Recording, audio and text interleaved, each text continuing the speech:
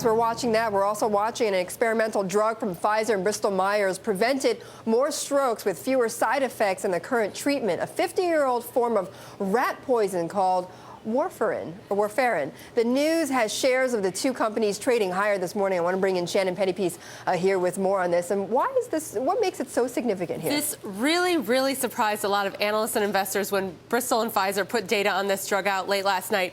Now, what it showed in this study was a lot of people thought, okay, that'd be great if this drug works as well as Warfarin, which you said, an old form of rat poison, not an ideal drug. So they said, hopefully this works just as well with fewer side effects. That was the hope. Well, turns out this worked even better.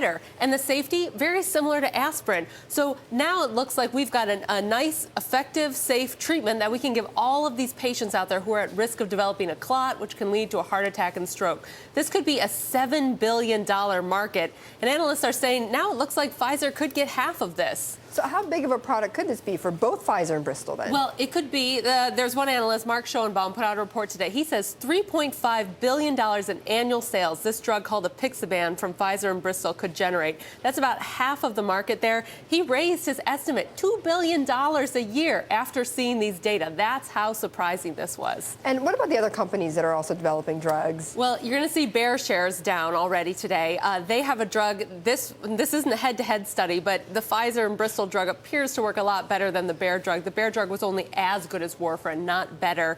And Bayer's working on J&J with that. And Boehringer Ingelheim, they're another one who's developing a drug for this. And again, theirs was as good as Warfarin. This one appears to be better. So those ones down as well. There's been a big battle between these companies for who's going to be the winner of this $7 billion market for blood clot drugs. Now it looks like Pfizer could come out on top. They were actually kind of behind the pack at one point. So good news for them today. On to something big. Shannon, thank you.